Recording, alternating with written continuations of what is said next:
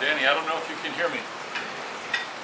Here's what I would have discussed with you this morning if I had awakened when your call was up. First of all,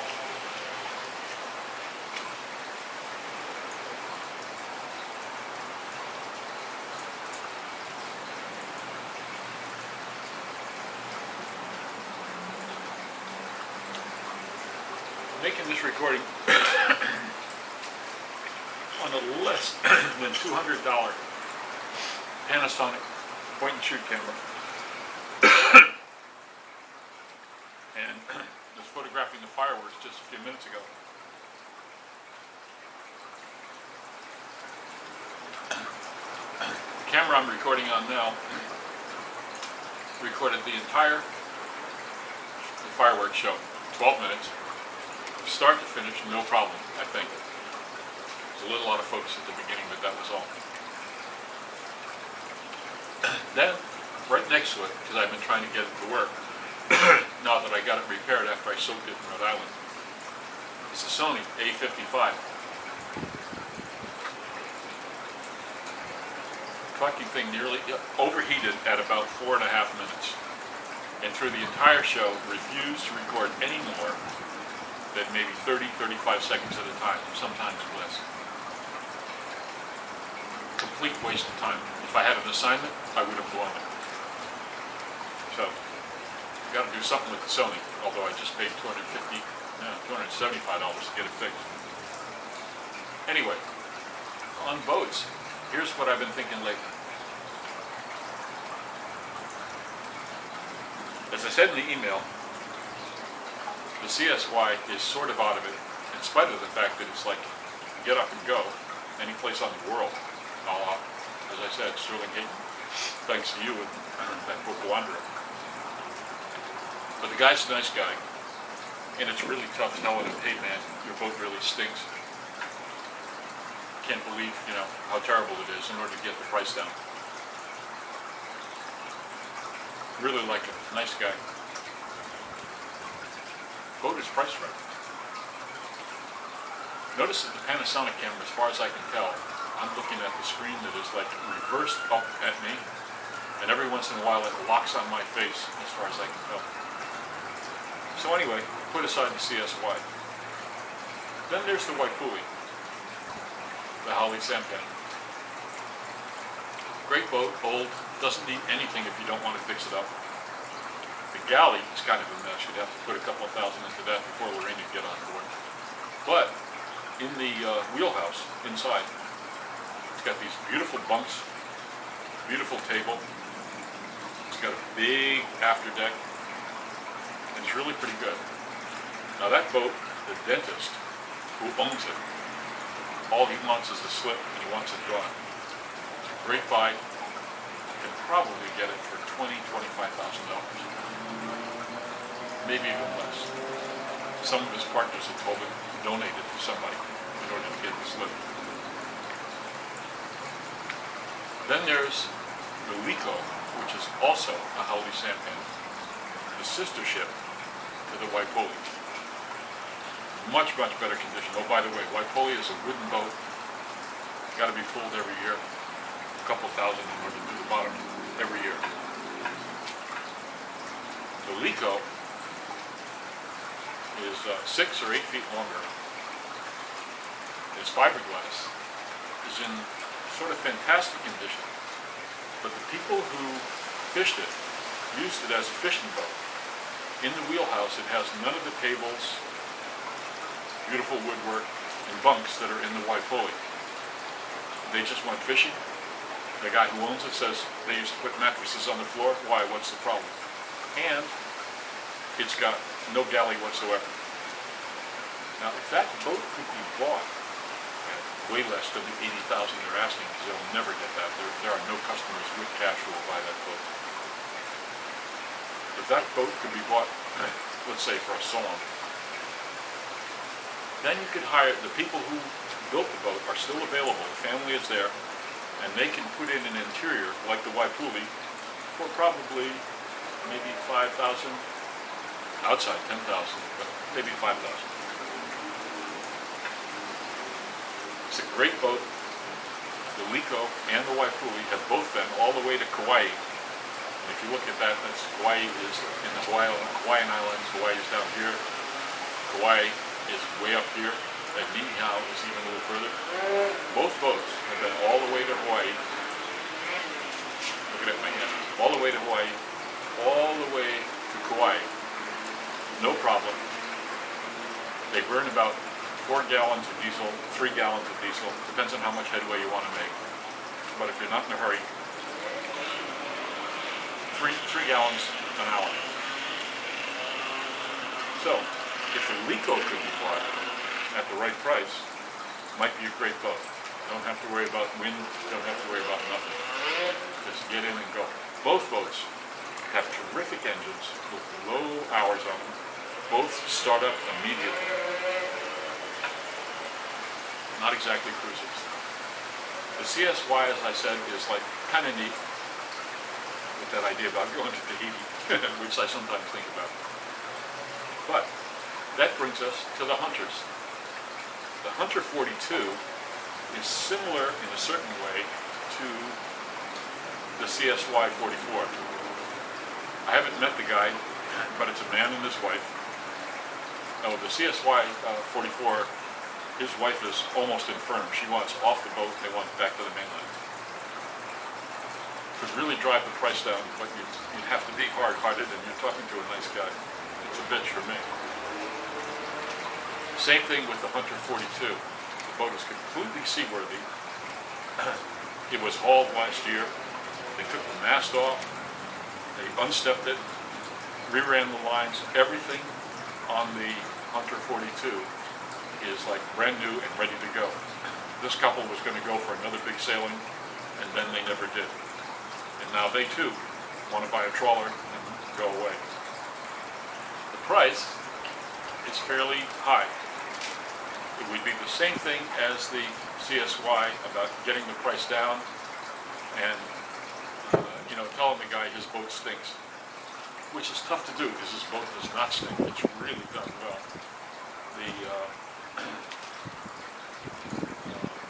The generator, the wind generator he bought is like perfect. I was there on a day when the breeze was just blowing.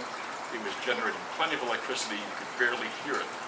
Plus that, he's got a lot of solar cells up on the back deck, if you look at that. And the boat really runs under power. And it's like the 42 that we originally saw down at Chelsea Piers that day, I think is where we were. So, good boat. Price is a little high, although they've already come down. But it's really tough to tell somebody, your boat stinks, or your boat is great. I'm the only cash buyer around. I'm your only hope. And you're going to have to come down more in price. It'd be a heartbreaker.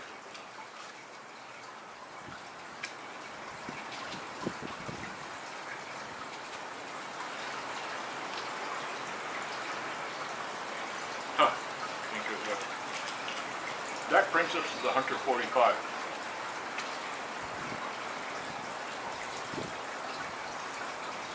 It's got a breeze up.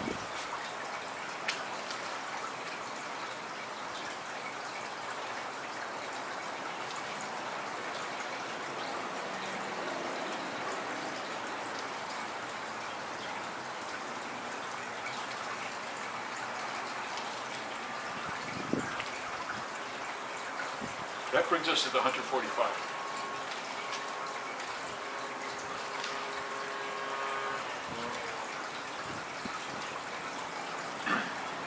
In many ways, the more desirable boat. In fact, it's got the bathtub. Big deal for a marine. It's in working condition, but the guy who owned it was divorced from his wife.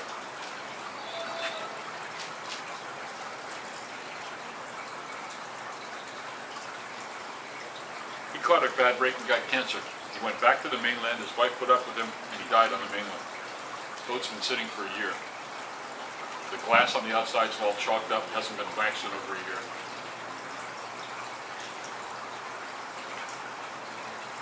And it's in working condition. I hear from the guy on the CSY that there's a problem with batteries on board.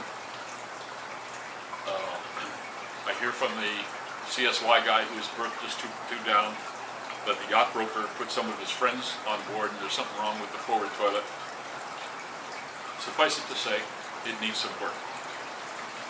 It's okay as it is.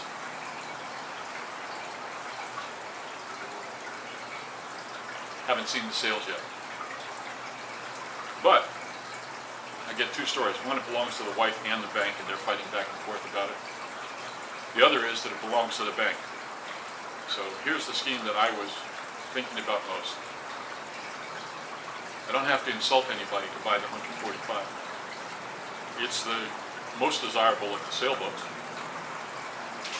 Wouldn't want to go to Tahiti in it, but any other of the Hawaiian Islands, as you were pointing out, for the sailing that I'd want to do, probably the right boat. Either that or the Hunter. If the bank owns it, then instead of the money that they're asking for it, which is like $119 or something like that, and a good Hunter 45 is apparently worth $150. So how about if we buy the Hunter from the bank? We bid them really low. We bid them like $50K and then come up to where they say okay. Let's say they say okay at 60. Let's say they say okay at 70. Let's go back to 60. That's a nice scenario. Low ball bid. Pretend we don't give a fuck about whether they sell it or not. We'll take it off their hands. And we're not sailors, we're investors. So we get the boat for, let's say, 60. Now we've got a lot of headroom between that and 148, 150 for what a really good one is worth. And we can put her back in shape. It'll take a while.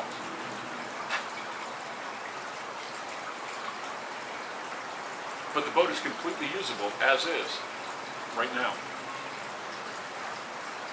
Got to put that to the test by telling the broker, let's go for a sail and see what's up with the sails. But as far as I know, since the other guy was sick, he had put sails on not too long ago. And then he got sick. And so it's set with the sails all furled. So I'm presuming that the sails are good. Let's say that there's some work to do, and there is some work to do. But in closing, vodka tonic to you.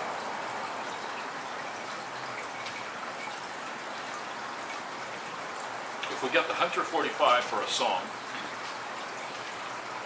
fix her up, sail her for a while, and then sell her for the 148. That's a rosy scenario. What do you think of the rosy scenario? So, I'll call you in the morning. I'll call you as soon as I can get in touch with you. And again, sorry I missed your call this morning. But what do you think about buying the Hunter 45, as you suggested? A little more fireworks in the background there. Steal the boat from the bank. Work on it while we're sailing it. We get around the Hawaiian Islands.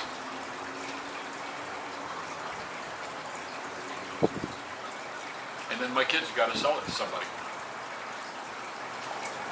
Lorraine's happy with the boat because of the bathtub and the full king-size bed in the back. And a Hunter is basically a day, rather big for a day sailor. But we can get from here to Kauai.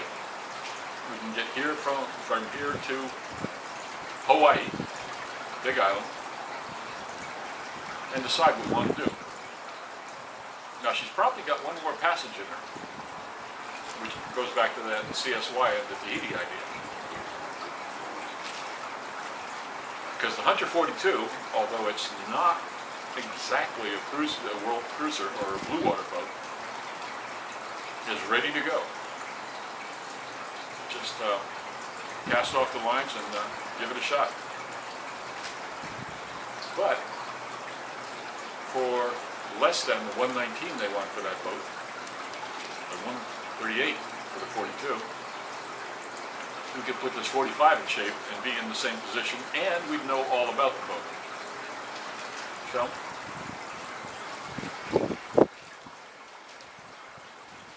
think, matey? Hunter 45?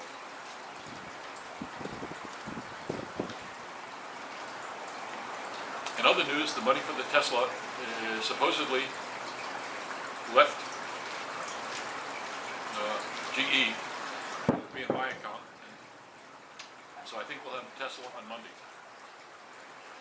On Monday, I'm scheduled at 10:30 to take the Tesla out to Tesla Incorporated and have it inspected and get a go-ahead on buying the thing.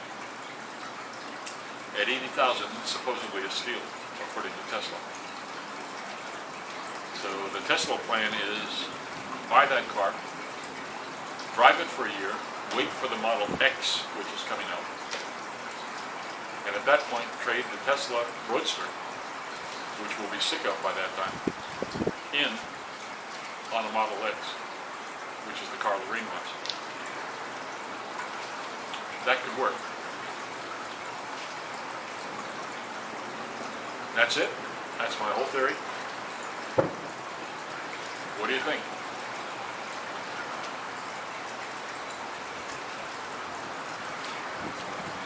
I've got some other news about me and Lorraine, but I'll save that for tomorrow. Meantime, ta-ta.